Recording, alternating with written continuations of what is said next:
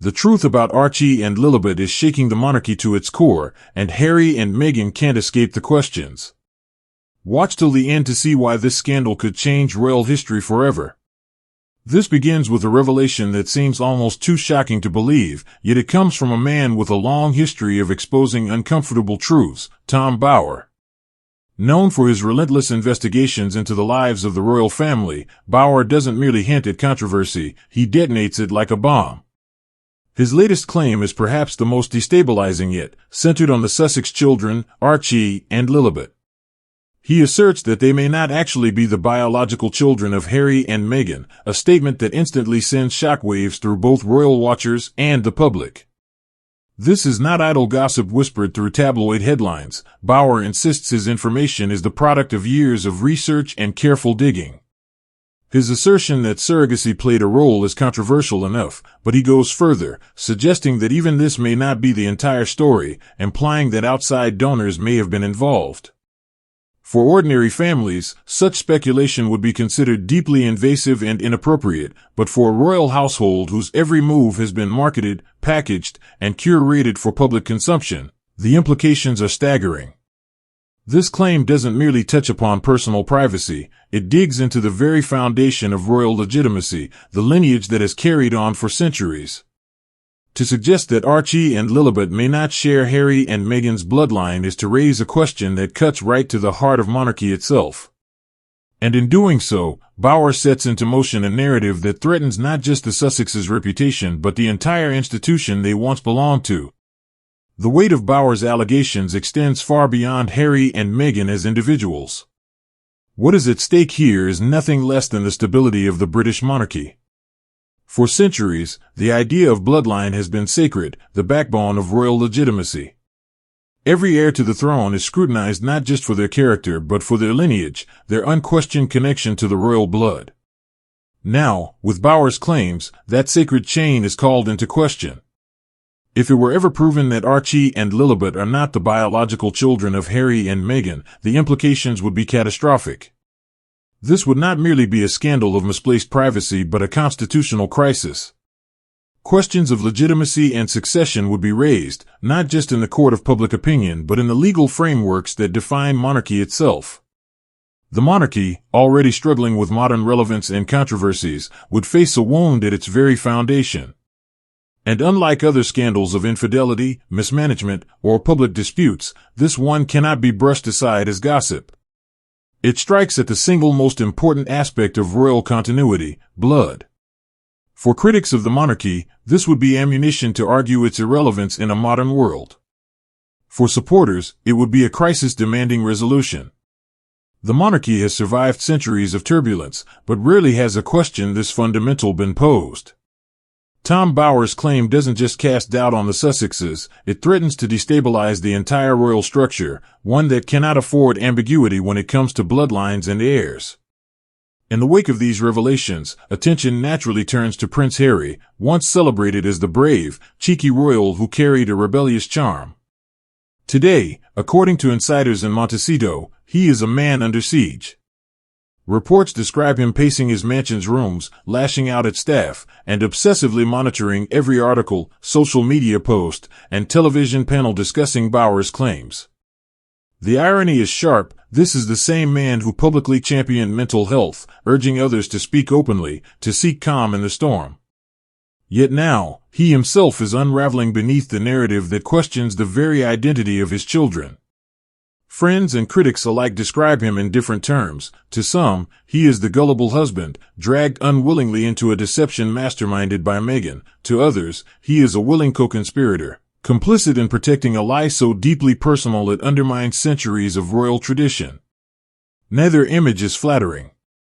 The once admired prince, who symbolized resilience walking behind his mother's coffin, now appears broken, reduced to either a naive puppet or a deceptive schemer.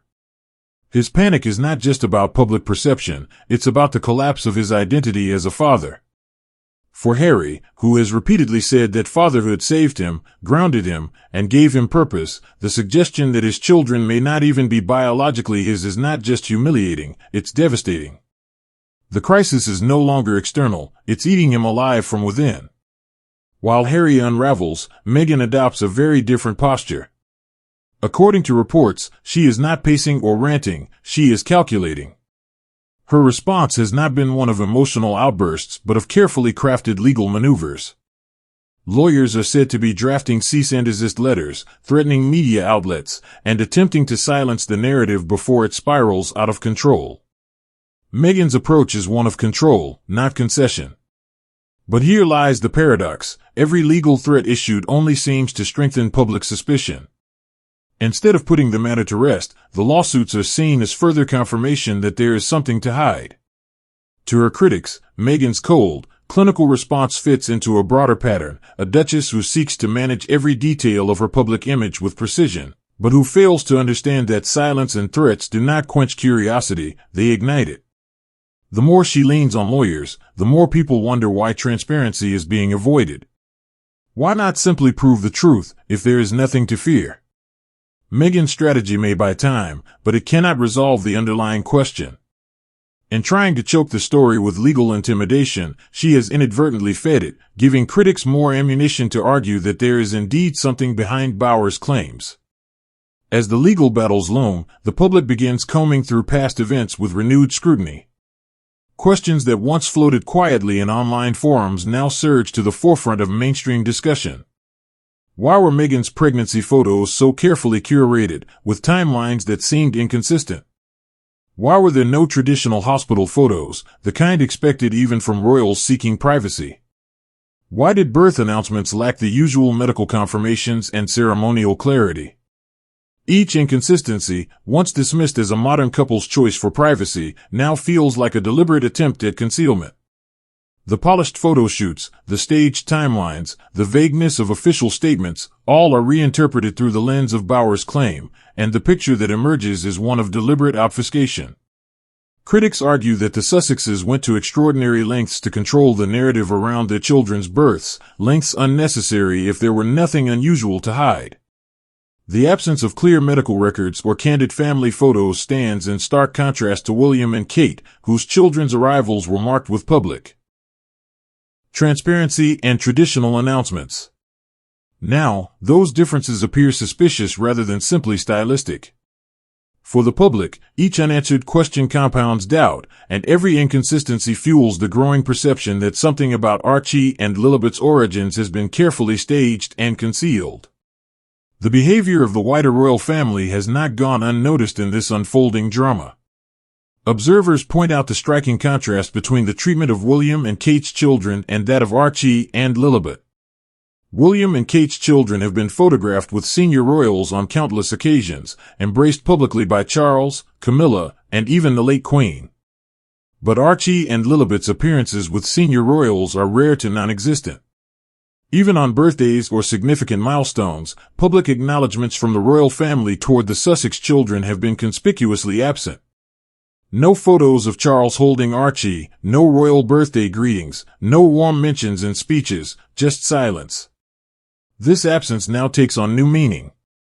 Some speculate that the royal family's distance is not merely due to strained relations with Harry and Meghan but a deliberate strategy. Could it be that the palace, aware of inconsistencies or rumors, has chosen to quietly insulate itself? That the lack of public interaction is a form of protection, keeping the monarchy safe from being directly tied to a potential scandal? If so, then the royal family's silence is not passive, it is strategic, a cold acknowledgement that something may indeed be amiss. For the public, the royal family's withdrawal speaks louder than words, and their refusal to publicly embrace Archie and Lilibet adds to the growing sense that the palace suspects more than it reveals. What began as whispered speculation has now become a roaring demand across media platforms, calls for DNA testing. Social media trends, panel debates, tabloid headlines, and even mainstream news outlets are echoing the same refrain: if Harry and Meghan have nothing to hide, why not prove it? The clamor for DNA proof grows louder by the day, and in the silence left by the Sussexes, suspicion only intensifies. Narratives of modern parenthood or appeals to privacy no longer satisfy the public. The issue has transcended gossip and entered the realm of legitimacy and history. The refusal to answer fuels the perception of guilt. And while Meghan deploys legal threats, these only amplify the demand. The more they resist, the more people believe that resistance itself is evidence. DNA testing, once an unthinkable demand, is now seen by many as the only way to silence critics and restore credibility. For Harry and Meghan, this presents a nightmare scenario: comply, and risk exposing secrets they desperately want hidden, or refuse, and cement a legacy of doubt that may haunt them and their children for decades. The Sussexes once built their brand around authenticity, transparency, and a narrative of freedom. Through Netflix specials, polished Instagram posts, podcasts, and interviews, they presented themselves as the modern alternative to a rigid monarchy, truth-tellers, cycle breakers, parents building a better world for their children. But now, that brand is unraveling. Inconsistencies in their story, legal threats instead of openness, and their refusal to clarify fundamental questions all create the perception of hypocrisy. The public sees a couple that preaches authenticity but practices control, a couple that claims to value truth but avoids it when it matters most. The brand of a young, loving family thriving in Montecito is cracking under scrutiny, and the cracks run deep. They are not surface blemishes to be covered with staged photos or slick interviews. They are structural fractures that expose contradictions in their narrative. Every curated image, every carefully staged announcement, now seems less like transparency and more like manipulation. For a couple who stake their entire identity on being real and modern, the growing belief that they have hidden something as fundamental as their children's origins is devastating. Their brand, once seen as inspirational, is collapsing under the weight of secrecy. As the crisis deepens, insiders report a grim atmosphere within Montecito. Harry, once buoyed by his friendships from military service and his role as a doting father, now finds himself isolated. Old friends have reportedly distanced themselves, weary of the constant drama and unpredictability. Sources claim Harry has become erratic, swinging between angry rants and quiet despair, obsessing over every article, every video, every rumor. His identity as a father, the one role he clung to after cutting ties with his family and stepping down from royal duties, is now being chipped away. To have even that questioned is to unravel the very core of his self-image. Meghan, meanwhile, continues her strategy of deflection and legal counterattack, but critics argue that this does nothing to resolve the underlying moral crisis. Lawyers can send letters, but they cannot repair trust or authenticity. The isolation grows heavier as the couple seems to have no allies, not within the palace, not among old friends, and increasingly not even among public sympathizers. Their insistence on secrecy has left them stranded, with no one willing to defend them publicly. For Harry especially, this isolation is brutal, leaving him feeling powerless in a narrative he cannot control. The crisis may soon reach its climax, and it will come down to one defining decision: whether or not to take a DNA test. On one path lies the potential to silence critics, to reclaim some credibility, and to put to rest the suspicions gnawing at their family's image. On the other lies the certainty of continued doubt, the guarantee that their children's legitimacy will remain a subject of speculation for years to come. The stakes could not be higher. Without resolution, the questions will not fade, they will linger, fester, and define history. Bloodline scandals do not simply vanish, they become part of the legacy. For Harry, who built his redemption arc around being a devoted father, this is devastating. His image as a strong, rebellious prince, as a man who forged his own path, is collapsing under secrecy and silence. For Meghan, whose brand has always been tied to control and narrative management, the refusal to be transparent is cementing the image of someone manipulative and evasive. And looming above all of this is the monarchy itself, silent, watchful, perhaps even prepared. If DNA doubts ever cross from suspicion into fact, the crisis will shift from personal scandal to constitutional upheaval. In the end, the Sussexes' refusal to clarify may not just damage their brand, it may rewrite their place in royal history entirely. Don't forget to like, share, and subscribe. Thanks for watching.